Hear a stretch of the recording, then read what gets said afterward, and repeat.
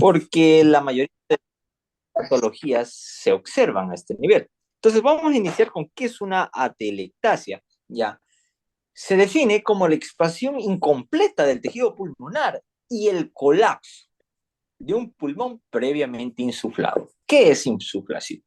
El ingreso del aire a los pulmones. Entonces, aquí hay tres tipos de atelectasia. Una por reabsorción, eh, perdón, por reabsorción, por compresión y por contracción. ¿Ya?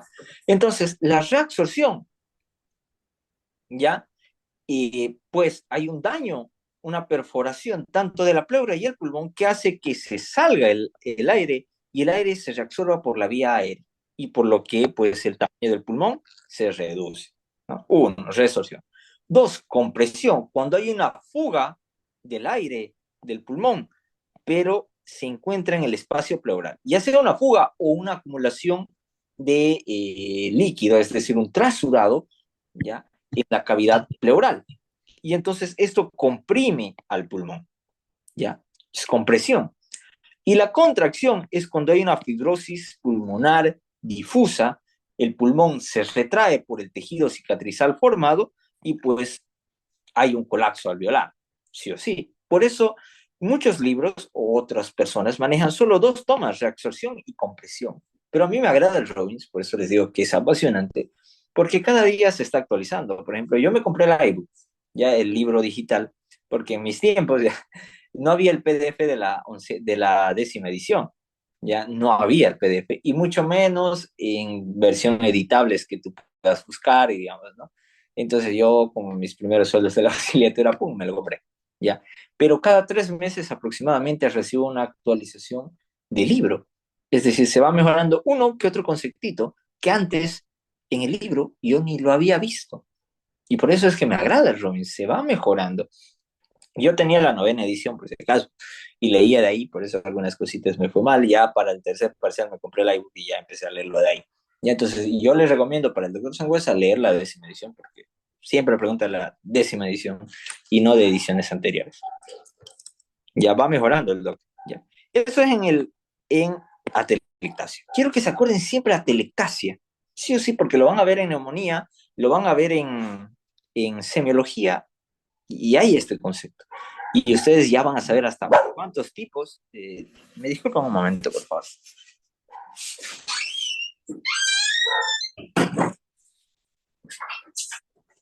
Entonces, ustedes ya van a saber qué es y todo lo demás. ¿Ya? Ahora sí, el edema pulmonar. ¿Cómo se define edema? Extravasación de líquido al espacio intersticial. En este caso, al intersticio de los alveolos. Tiene dos causas o dos tipos. Un edema de pulmón cardiogénico y no cardiogénico.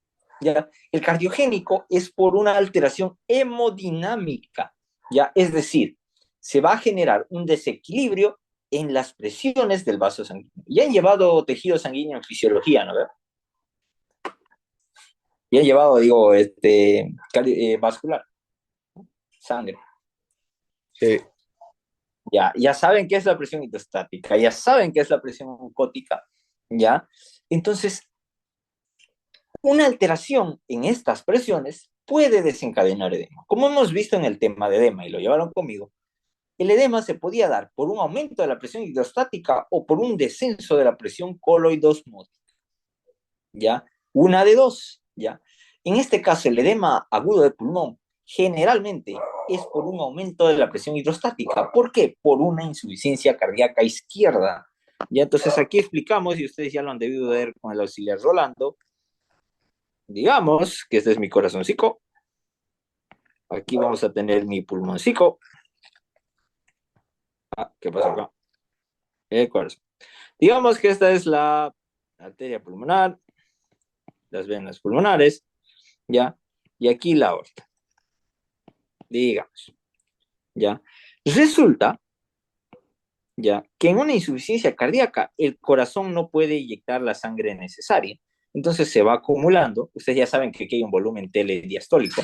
Ese volumen telediastólico va aumentando, se va incrementando hasta que llega a la aurícula.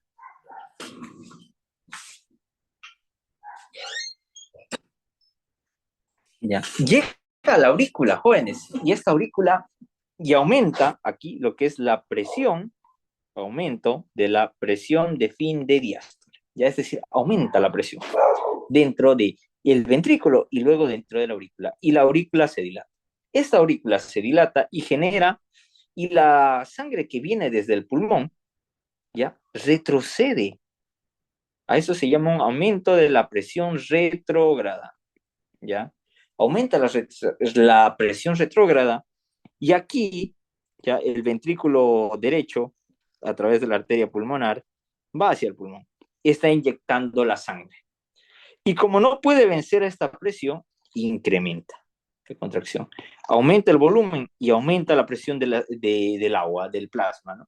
Aumenta la presión hidrostática y como no puede vencer esta presión y esta presión no puede vencer aquí y se acumula el agua aquí, el plasma, se extravasa, genera edema agudo de pulmón. ¿Por qué?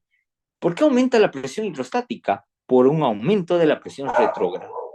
Es decir, una insuficiencia cardíaca izquierda me va a generar ¿qué? Edema agudo de pulmón. Y esa es pregunta de examen toda su vida, ¿ya? Una insuficiencia cardíaca te puede generar un edema agudo de pulmón. Y si eso continúa, esa insuficiencia cardíaca se hace crónica, esa insuficiencia cardíaca izquierda se hace crónica, te puede generar una insuficiencia cardíaca derecha, ¿ya? Hay dos causas de insuficiencia cardíaca derecha. Hay una aguda y hay una crónica. ¿Cuál es la aguda y cuál es la crónica? Ya han visto insuficiencia cardíaca. Cor pulmonar, creo. Podría ser, pero yo lo estoy diciendo, una causa aguda. El cor pulmonale es prácticamente una insuficiencia cardíaca derecha. Ya se le llama corazón dilatado o corazón pulmonar. Pero una causa aguda de una insuficiencia cardíaca derecha, es decir, de un cor pulmonar. Fibrosis. Es genética, así que podría incluso ir en crónico. EPOC también, todo tipo de enfisema. Eh, Tromboembolismo pulmonar. El tromboembolismo pulmonar te puede generar una obstrucción fluja del flujo sanguíneo y generarte rápidamente una insuficiencia cardíaca derecha. ¿Ya? El tromboembolismo pulmonar. Pero una crónica, ¿cuál es la cosa más frecuente de una insuficiencia cardíaca derecha? En su libro está. Aumento de la presión pulmonar, creo que ya.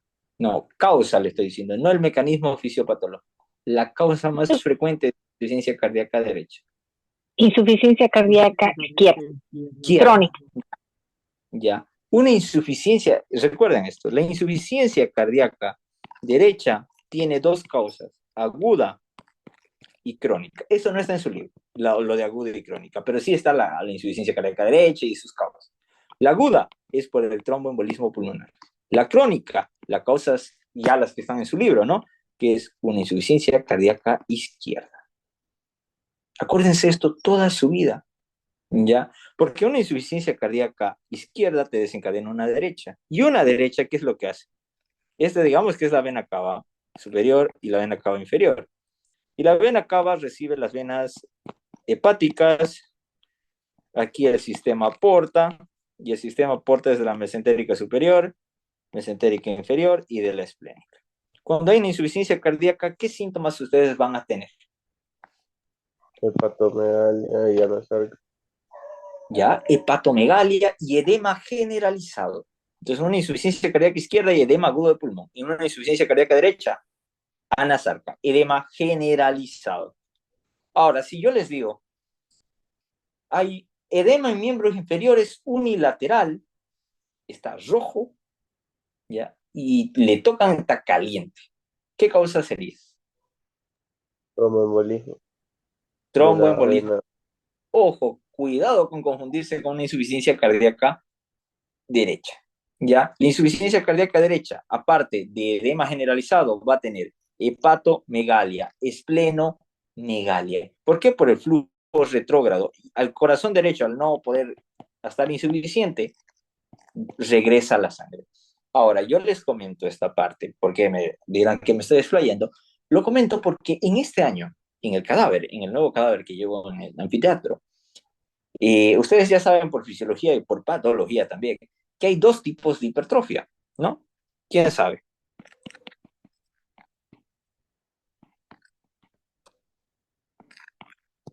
¿Alguien? Creo que era concéntrica y ¿cuál era Bien. la otra? Concéntrica y excéntrica o dilatada. En la concéntrica, ¿qué hay? ¿Alguien sabe?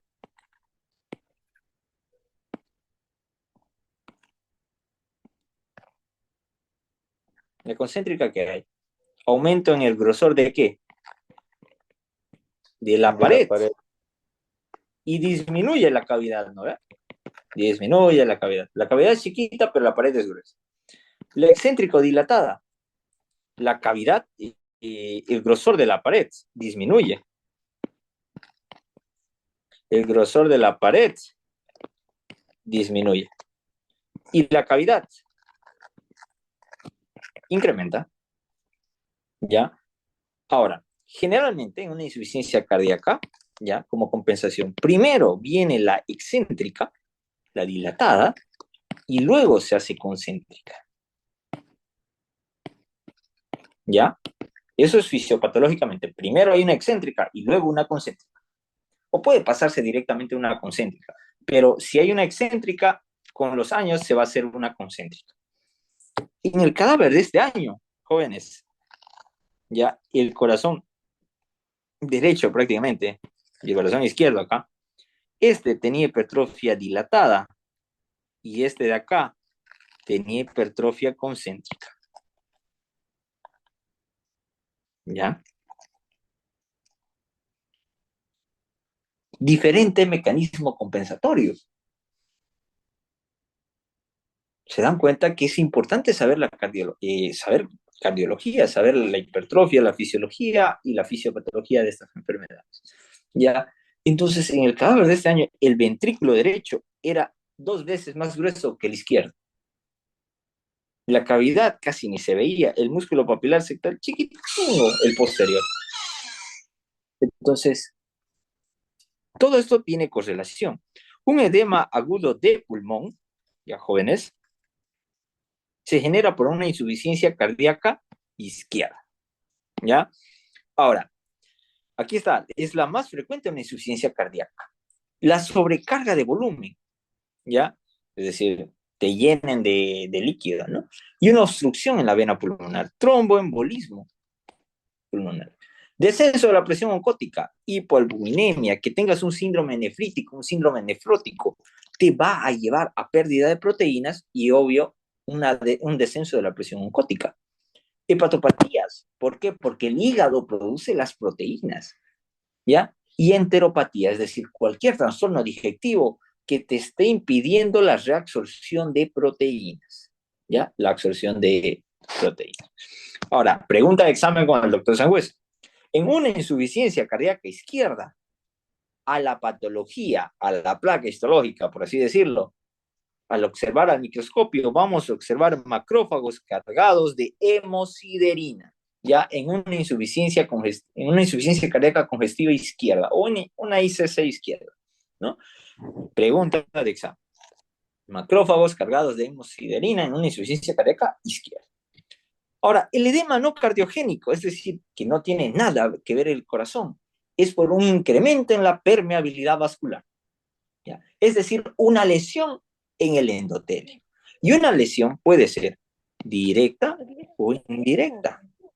Directa, infección, un gas, aspiración de líquidos, radiación, traumatismo pulmonar. ¿Ya? Una indirecta, un síndrome de respuesta inmunitaria sistémica, una sepsis, una quemadura, una pancreatitis, un traumatismo. ¿Ya? Eh, ¿Por qué en quemaduras, jóvenes? La quemadura, cuando hay un paciente gran quemado, pierde proteínas, es decir, desciende la presión oncótica. Pero además se liberan radicales libres que generan daño endotelial. Y ese daño endotelial es indirecto. Y eso aumenta la vascularización, la permeabilidad. Al aumentar la permeabilidad hay más extravasación de líquido. Por ende, edema de pulmón no cardiogénico. Entonces, pregunta de examen, ¿no? Entonces, el edema de origen desconocido suele ser por la gran altitud y neurogénico. Es decir, hay algún trauma que esté generando una alteración en el sistema nervioso. Entonces, tienen que saber estos cuadritos, el doctor suele tomar en cuenta, ¿ya? Yo ya cuando vi para el tercer parcial, porque ahí ya me asusté, ¿ya? Entonces estudiaba bastante los cuadritos y me fue súper bien en el segundo, en el tercer, ¿ya? Con eso la salvé, ¿ya? Porque el final estuvo horrible. Dije, ya con el final yo llego a 60, 65. Dije, me tocó ese final. Una persona pasó con 16 y yo saqué 14. Así que les digo. Bueno, al menos en mi año fue el más jodido. La lesión pulmonar aguda y el síndrome de dificultad respiratoria aguda. ¿Ya? Una lesión pulmonar se caracteriza por hipoxemia brusca, ¿ya? Y edema pulmonar bilateral. ¿Ya?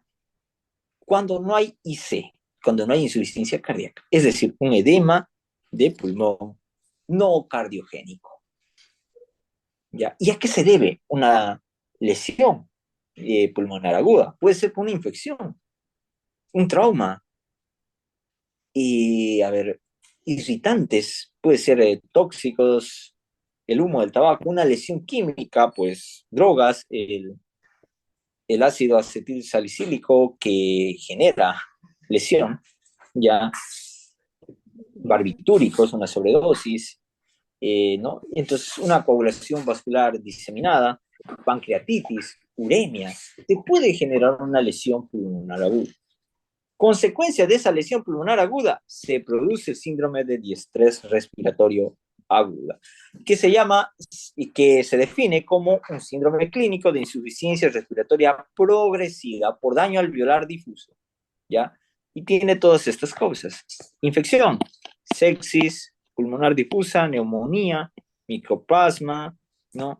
Aspirado gástrico, lesiones físicas, trauma, contusión, pseudoagamiento, fracturas, quemaduras, radiación, ¿no? Sobredosis, lo que ya hemos hablado, ¿no? Y reacciones de hipersensibilidad, es decir, inmunitarias también, ¿no? Ahora, la patogenia, ¿qué? Es decir, ¿cómo se genera este síndrome de diestrés respiratorio agudo o este síndrome de dificultad respiratoria aguda? La activación endotelial. Primero tiene que haber un daño y el endotelio se activa. ¿Alguien se recuerda cuál es el concepto de daño endotelial?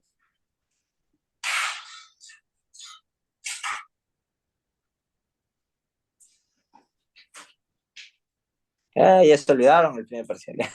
Es una alteración en el fenotipo, es decir, las características físicas visibles del endotelio.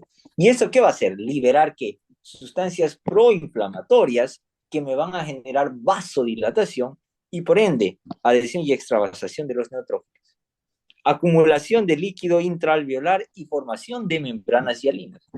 ¿Ya? Al aumentar la vascularización y aumenta el daño, ¿ya?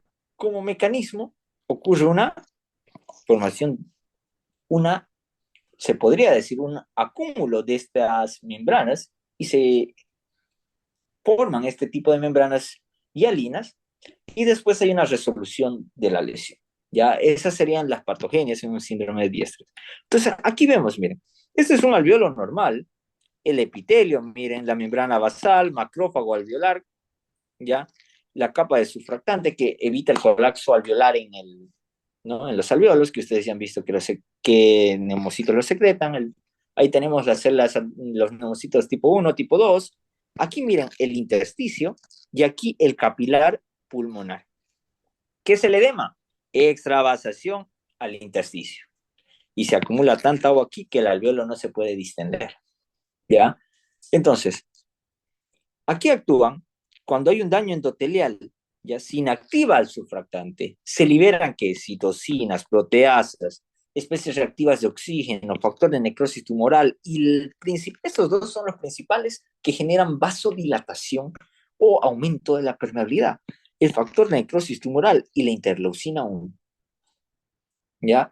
Entonces, el líquido, miren, el edema aumentado, por eso miren ahí esta parte, ¿no? Aumentó el líquido y se forma una membrana hialina. Aquí está la membrana hialina. ¿Por qué? Por depósito o por la formación del colágeno dada por los fibroblastos. El fibroblasto produce procolágeno y el procolágeno se transforma posteriormente a través, uniendo lo que era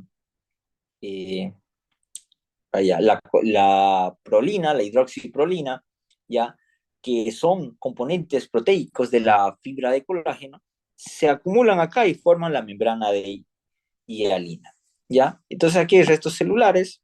Quiero que observen eso. Todo esto ocurre en un edema de pulmón, ¿ya? Entonces, dado por qué, inicia por qué, por el daño endotelial. Miren aquí qué bonito está. Pero como yo les dije, el daño endotelial es una alteración en el fenotipo. Quiero que vean aquí cómo está el endotelio. Grumoso secretó todas las sustancias que necesitaba, se ha contraído y genera espacios, ¿no? Mire, se contrajeron. Genera espacio, que permite que la adhesión de neutrófilos y su extravasación. Permite la extravasación del líquido. Por eso es importante ver la imagen del Robbins, y por eso es que me agrada tanto, ¿ya? Esta parte. Entonces, miren, así es un pulmón con un daño alveolar difuso. ¿Esta qué es? La membrana hialina. ¿Ya? Aquí está el endotelio, miren. Dañadísimo, ¿no? Entonces, esta membrana hialina la observamos patológicamente y es lo que hace su trabajo el doctor Sangüesa, ¿no? Que es capísimo para eso. Ahora, una enfermedad pulmonar difusa puede ser obstructiva o intersticial o restrictiva, ¿ya? Y aquí encontramos el EPOC, la enfermedad pulmonar obstructiva, el asma y la bronquiectasia. Ahora, las restrictivas, enfermedades que son fibrosantes, la fibrosis pulmonar idiopática, la neumonía intersticial inespecífica, la de organización criptógena, la afectación pulmonar por autoinmunes, ya es decir, enfermedades autoinmunitarias, la sarcoidosis, la esclerosis, ¿no? Pueden formar una enfermedad restrictiva pulmonar. Y las neumoconiosis, que son las enfermedades generadas por la inhalación de metales, ¿no? Y en esto tiene mucha participación lo que son los mineros, ¿no? ¿Ya? Y algunas relacionadas con el tabaco. Entonces, este es un esquema que yo me solía hacer, ya que yo me he hecho para estudiarlo en semiología, ¿ya? Entonces, hay enfermedades obstructivas y restrictivas. Ahora, una obstructiva aumentan la resistencia al flujo, ¿ya? Desde la tráquea hasta los alveolos. ¿Cómo vamos a distinguir las enfermedades pulmonares? ¿Dónde afectan? ¿Y qué mecanismo patológico es el que forma? Una bronquitis crónica afecta en el bronquio. Hay hiperplasia de glándulas e hipersecreción de mucosas. Una bronquiectasia, hay una dilatación y cicatrización de los bronquios. El asma, en bronquios, bronquiolos respiratorios, pero en bronquiolos más grandes, ¿ya? Y hay hiperplasia del músculo liso y un exceso de moco con inflamación. El enfisema afecta al acino y al bronquiolo respiratorio en su parte próxima. Y las bronquiolitis a los bronquiolos, con cicatrización y obliteración inflamatoria. ¿Ya? Entonces, aquí nosotros vemos las diferencias de las épocas, ¿no? Bronquitis crónica, bronquiectasia, el asma, el enfisema, ¿ya? Ahora, las restrictivas pueden ser por dos. La expansión reducida del parénquima pulmonar, ¿ya? Eso se define como una enfermedad restrictiva. El pulmón no se está expandiendo, no se puede expandir. Y hay dos causas, jóvenes.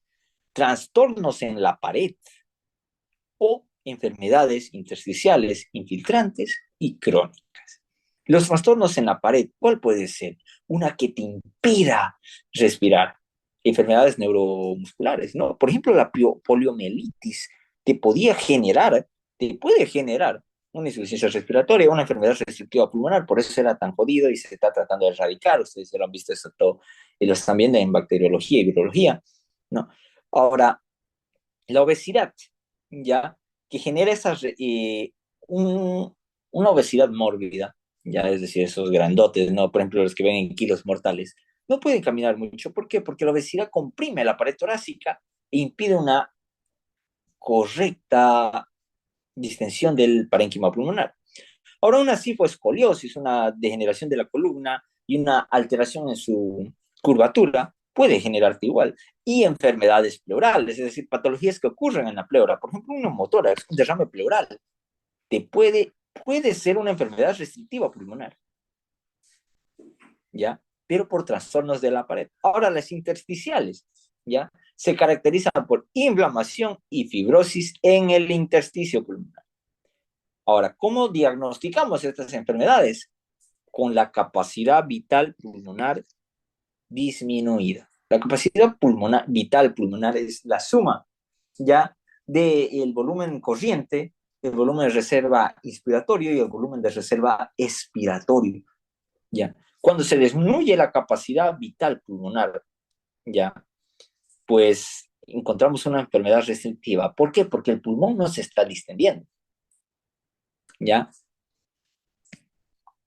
Entonces, aquí encontramos a la neumonía, a la fibrosis pulmonar intersticial, a las atelectasias, ¿no? A la neumoconiosis y a la sarcoidosis.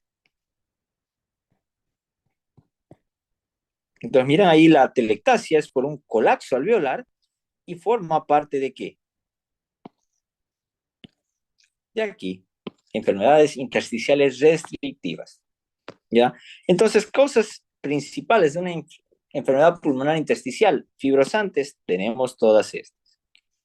Granulomatosa, la sarcoidosis, la neumonitis por hipersensibilidad, enfermedades por alteración en los eosinófilos relacionadas con el tabaquismo, neumonía intersticial descamativa, bronquiolitis, otras raras que son la histiocytosis de las células de Langerhans, proteinosis alveolar pulmonar, que son idiopáticas, ¿no?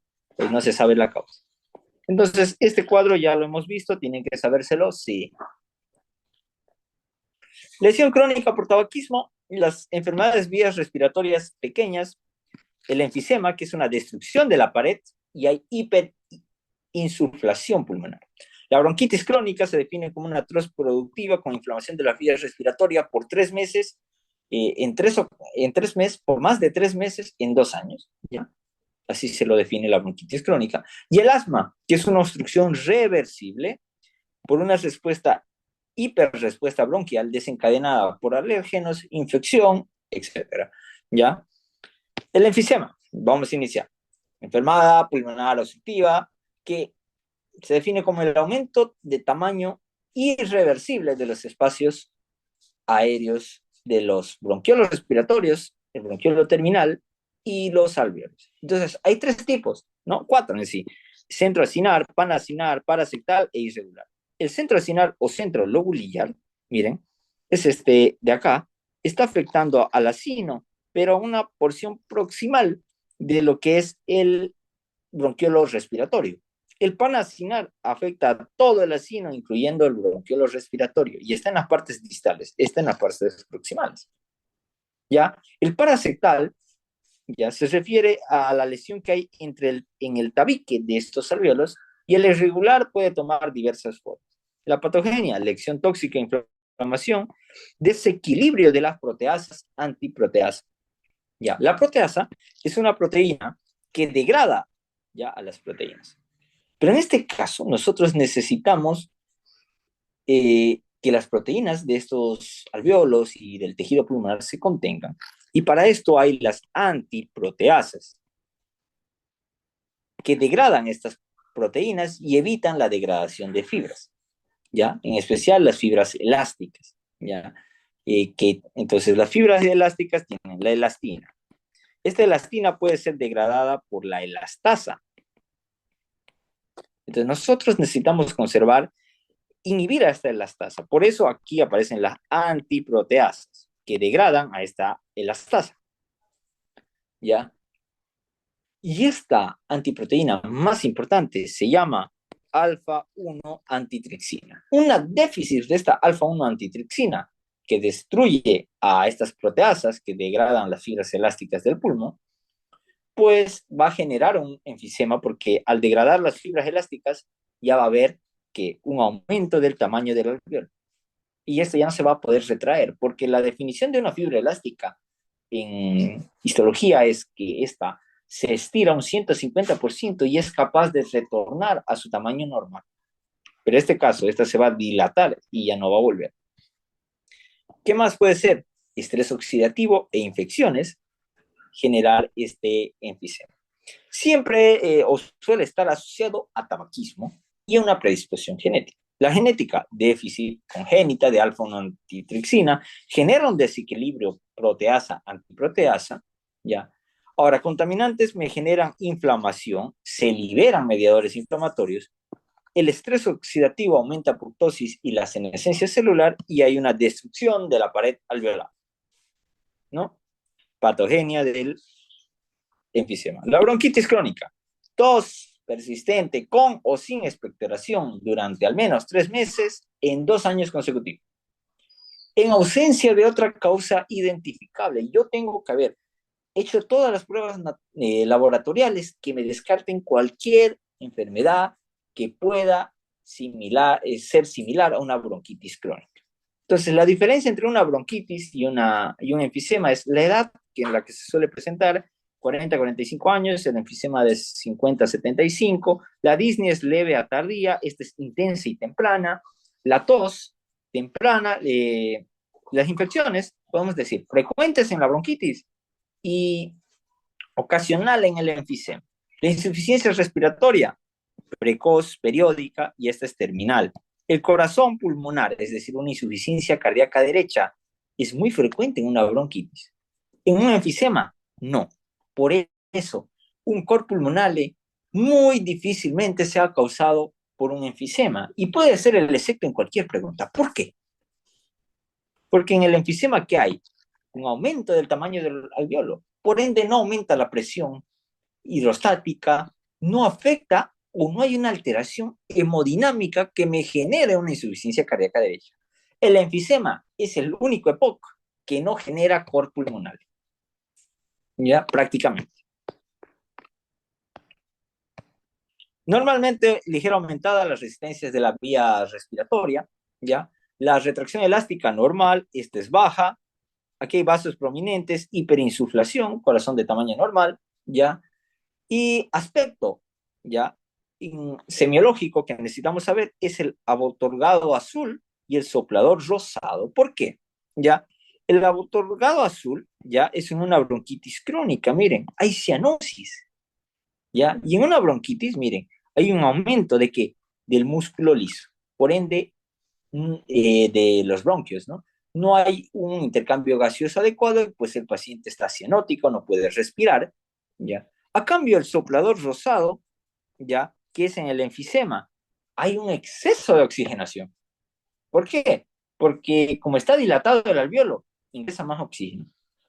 Lo que sí, no hay un adecuado intercambio gaseoso, ¿ya? Y el paciente igual va a tener insuficiencia respiratoria, pero se asocia bastante al tabaco, ¿ya? El enfisema. Entonces, aquí miren, es enfisema, el soplador rosado y la bronquitis, el azul borbotado. Entonces, ahí tenemos, pues, el tórax en un enfisema también es el tórax en tonel. Lo van a ver eso en neumonía, digo, en neumología en tercer año. No se preocupen. El asma. Broncoconstricción reversible causada por una hiperrespuesta de las vías respiratorias a estímulos. Hay 2, 3, 4 tipos de asma. Miren. El asma atópico y no atópico, el que se pregunta. El medicamentoso, como el ácido acetilsalicílico, que en dosis extremas puede llegar a provocar un tipo de asma, y el ocupacional, los que trabajan con resina, ¿ya? Pueden llegar a tener un asma. ¿Ya? Ahora, el atópico se presenta en la infancia, generalmente en niños. Es una reacción de hipersensibilidad mediada por IgE, es decir, tipo 1, ¿ya? Dada por los linfocitos TH2, ¿ya? Y desencadenada por alérgenos ambientales, polvo, polen, es decir, te pica una abeja, digamos, a un niño con asma atópico y eso empeora, ¿ya? Cucarachas, epitelio de animales y alimentos, ¿no? Entonces, todo lo que sea alérgico te puede generar un asma atópico. El asma no atópico, no hay sensibilidad de alergia. Te puede picar una abeja y tú no tienes asma, pero te llega una infección vírica, te puede desencadenar el asma. Por ejemplo, el rinovirus, la gripe, el virus sincitial, ¿ya? Y las pruebas cutáneas que se hacen en un asma no atópico suelen ser negativos. Eso de acá es pregunta de examen, ¿ya? Pregunta de examen. Ahora, en un asma hay una remodelación de las vías respiratorias, ¿ya? Y una remodelación se refiere al engrosamiento de las vías respiratorias, una fibrosis, ya aumento de la vascularización, hipertrofia, hiperplasia de las glándulas, hiperplasia de las células caliciformes y lo más importante, hipertrofia e hiperplasia del músculo de la pared bronquial. Por eso en un asma, jóvenes, lo que tenemos que evitar es el remodelado de las vías respiratorias, ¿ya? Porque una vez que has remodelado, puedes darle todos y va a ser muy dependiente, va a generar muchas crisis asmáticas. Entonces nosotros tenemos que dar el tratamiento farmacológico para evitar una remodelación de la vía aérea. Porque aparte de los fármacos eh, antiasmáticos, los broncodilatadores, también generan o tienen un efecto ya antiproliferativo, es decir, evita la fibrosis. Entonces, por eso hay que dar un buen tratamiento. ¿Ya? Y darse cuenta, ¿no? Decir, si alguien de ustedes, su pariente, tiene asma y no quiere cumplir con su tratamiento, tiene que cumplirlo, por más que esté bien. ¿Ya? Yo puedo estar bien, igual tengo que seguir tomando el tratamiento. ¿Para qué? Para evitar el remodelado del asma. Ahora, el asma atópico se caracteriza, y esto es pregunta de examen, y esto entró en mi final, ¿ya? El asma atópico, por las secreciones mucosas y todo lo demás, forma los que son los espirales de Creutzmann. Este es patognomónico del asma. Y aparte, si nosotros hacemos una placa histológica y nos ponemos a ver a los eosinófilos en su interior, ya de los eosinófilos, vamos a ver los cristales de Charcot-Leyden, ya que están formados por una proteína derivada de los eosinófilos, que es la galectina 10. Esta se acumula y en el interior de los eosinófilos vamos a observar estos cristales de Charcot-Leyden, ¿ya? Igual en el asma. ¿Qué es una bronquiectasia? Destrucción del músculo liso y el tejido elástico por inflamación o infección persistente. Entonces, hay una dilatación de los alvéolos. Quiero que vean, este es un normal y este es un dilatado. ¿No? Entonces, hay una diferencia, ¿ya? Entre una bronquiectasia y una atelectasia. ¿Cuál es? El uno es colapso alveolar y este es colapso prácticamente bronquial. Aumenta el tamaño de los bronquios. En el otro, aumenta el tamaño de los alvéolos. Miren, hay una destrucción de la pared en este lado y por eso es que se prolonga, ¿ya?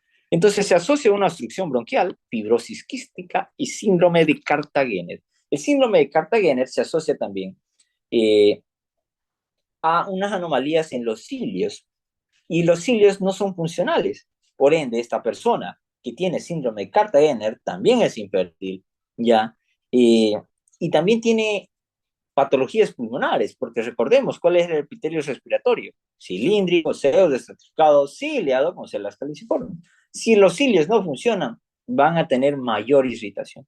¿Qué complicación te lleva una bronquiectasia? Col pulmonare, accesos y una amiloidosis, ¿ya? La amiloidosis es la acumulación de proteínas, ¿ya? Y pues anómalo, ¿no? Una acumulación excesiva de proteínas donde no debería haber. Ahora, vamos a las enfermedades restrictivas, que encontramos las enfermedades fibrosantes, granulomatosas y las relacionadas con el tabaquismo. Ocurren, ¿por qué? Por inflamación y fibrosis en el intersticio, por eso se llaman restrictivas o intersticiales, ¿ya? Y estas pueden ser causadas muy frecuentemente por polvos minerales, miren. El polvo de carbón, que te puede provocar antracosis, ¿ya? Hemáculas, fibrosis masiva pulmonar, el síndrome de Kaplan, ya que yo recién, por ejemplo, ahora lo estoy escuchando, cuando lo estaba leyendo en la tarde. El sílice, que te puede provocar la silicosis, ¿ya? Que esto es muy frecuente en los mineros. Ya por eso es que los mineros más de 40 a 45 años no deben trabajar en la minería, porque se les reduce su vida. ¿Por qué? Porque se les acumula este tipo de minerales en los pulmones. El amianto, que te provoca abestosis, que puede producir mesotelioma, generalmente en la pleura, este mesotelioma. El berilio ya, el óxido de hierro, que provoca la siderosis, el sulfato de bario y el óxido de estaño.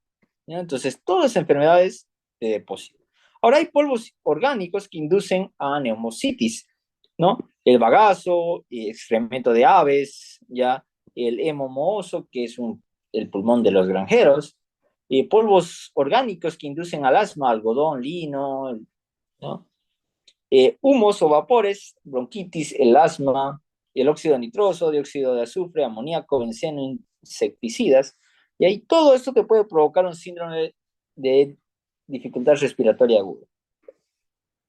¿Ya? Entonces, a todas las enfermedades pulmonares producidas por metales se les llama neumoconiosis.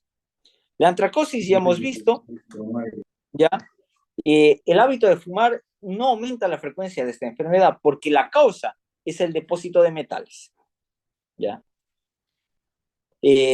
La silicosis por el sílice, ¿no? Que miren cómo está en los depósitos de los bronquios y en los alveolos, ¿no? Se produce y esto se acumula y pues ya puedes respirar y su vida útil disminuye. Eso es obvio. Ya, entonces, de ser un parénquima pulmonar, miren, tan bonito, empieza a estar tan calcificado, ¿no? Tan acumulativo por este sílice. La asbestosis, ¿no? Del asbesto, hay fibrosis pulmonar y está muy relacionado con calcificación y el mesotelioma maligno. Aquí tenemos la asbestosis, ya esta es una tinción argéntica, ya, miren, ahí se ve. Los argentinos han sido los primeros y los más histólogos en esta parte y crearon las tinciones argénticas, la triacómica de Mason, ya, y por ejemplo esta es una de ellas. Y aquí tenemos, pues, ¿no? Lo que es el sílice, el asbesto, que se deposita en el tejido pulmonar. Ahora, la hipertensión pulmonar se define como un aumento de la presión en el tronco arterial pulmonar, ¿ya? Igual o mayor a 25 milímetros de mercurio en reposo.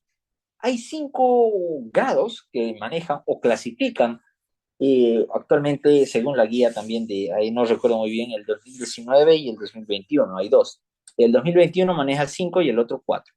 El 5 está la hipertensión arterial pulmonar con trastornos en las arterias pulmonares. El otro, grupo 2, en la insuficiencia cardíaca izquierda, está asociado a ello. El 3, asociado a enfermedades pulmonares e hipoxemia. El 4, asociado a tromboembolismo crónico o obstrucción pulmonar. Y el 5, idiopático y multifactorial. Ya, lamentablemente, el 90% de los casos están en este grupo. Ya, de los idiopáticos. Ya se genera un aumento en esta presión y no se sabe por qué. Ahora, se cree, ya, que estas son algunas de las causas, ¿no? Pero cuando es idiopático se desconoce, ¿ya? Están las enfermedades pulmonares, obstructivas, el EPOC e intersticiales. Alguna cardiopatía congénita, un tromboembolismo a repetición, enfermedades autoinmunitarias y apnea obstructiva del sueño. Si yo les digo, ¿un enfisema produce hipertensión pulmonar? ¿Sí o no? Falso, ¿Por qué? porque no produce hipertensión pulmonar porque se dilatan los vacinos respiratorios, no hay contracción. Bien, ¿ya? No hay alteración hemodinámica, no hay alteración de las presiones en un enfisema. Pero cualquier otra EPOC te puede generar, hasta una fibrosis quística, te puede generar una hipertensión pulmonar, pero un enfisema no, porque no produce una alteración hemodinámica. ¿Ya? Tendría que ser muy tardío y asociado a una sobreinfección y a otras cosas más para que pueda desencadenar. Y ya no sería la causa desencadenante, ¿no? Sino la causa anexa que genere esto. Pero estas es pregunta de examen con sangüesa, ¿no? El enfisema no produce hipertensión pulmonar. Entonces, miren cómo es que ocurre la hipertensión. Se cree que son por mutaciones, factores ambientales que activan cierto mecanismo y generan engrosamiento vascular y oclusión en los vasos pulmonares y genera una hipertensión pulmonar primaria. No se sabe por qué, pero aumenta el músculo liso. ¿Ya? Una mutación, ¿no? Obviamente. Esta es idiopática y el 90% de los casos. Ahora, neumonía, esto ustedes lo van a ver en bacteriología, es un tema grande, lo van a volver a ver en neumología. Por lo pronto, de mí tienen que saber que la neumonía bacteriana es la inflamación a causa de una infección por agentes patógenos bacterianos en especial, el más frecuente, el Streptococcus pneumoniae. La bronconeumonía ya es la inflamación de los bronquios que se propaga a los alveolos. Y digamos, el síntoma más característico de una bronconeumonía es la tos perruna, ¿no? Una tos como de perro mismo, ¿no? Como si estuviera atorado un perro. Entonces, por eso se le llama tos perruna, cuando es una bronconeumonía. ¿Ya?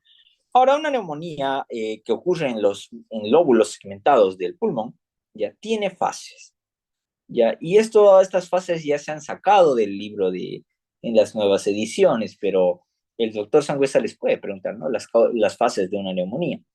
¿Ya? Esto ya no está en el libro de Robbins, sin embargo, en la octava edición está, pero la 10ª ya no está, estas fases. Lo ha sacado el libro, ya no lo maneja así. Entonces, las 4 fases son la fase de congestión, cuando hay un aumento de la irrigación, ya los vasos se congestionan, hepatización roja, cuando ya hay una extravasación, se le dice la fase de consolidación, hepatización gris y la fase de resolución. La complicación está en el acceso, el empiema, la fibrosis, bacteremia y la sepsis. Y con esto acabamos las neoplasias pulmonares, ya está el carcinoma epidermoide. La mayoría de las neoplasias pulmonares jóvenes son metastásicas, así, simple. ¿Alguien me dice por qué? La circulación. Ya, bien. La doble vascularización pulmonar. Y el pulmón el tumor va a ir a donde más nutrientes y oxígeno le llegue.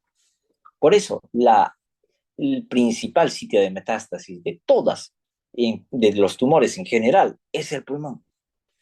¿Ya? Por ese sistema capilar doble que tiene.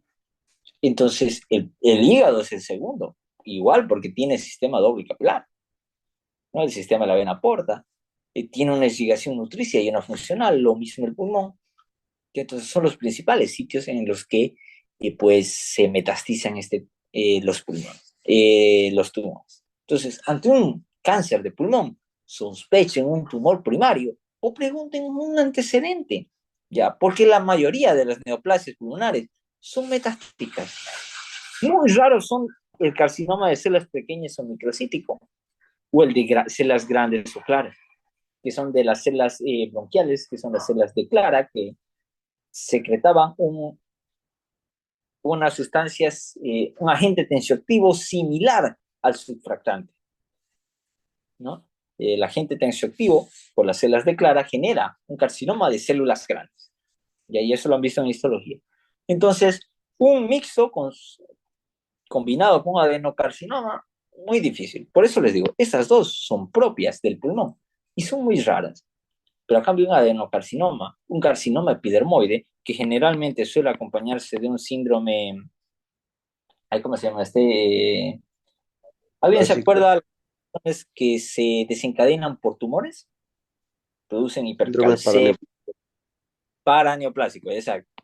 ¿Ya? Los síndromes paraneoplásicos suelen ser generados muy frecuentemente por los carcinomas epidermoides y los adenocarcinomas. Ahora, el tumor maligno más frecuente en la pleura ya es el mesotelioma maligno. Eso no sé si lo han notado, creo que no. ¿Ya? Y con esto concluimos. ¿Hay alguna pregunta del tema que no les haya quedado claro? ¿Duda? ¿Amenaza? No sé. Entonces, ahora procedo yo a pasarles los exámenes y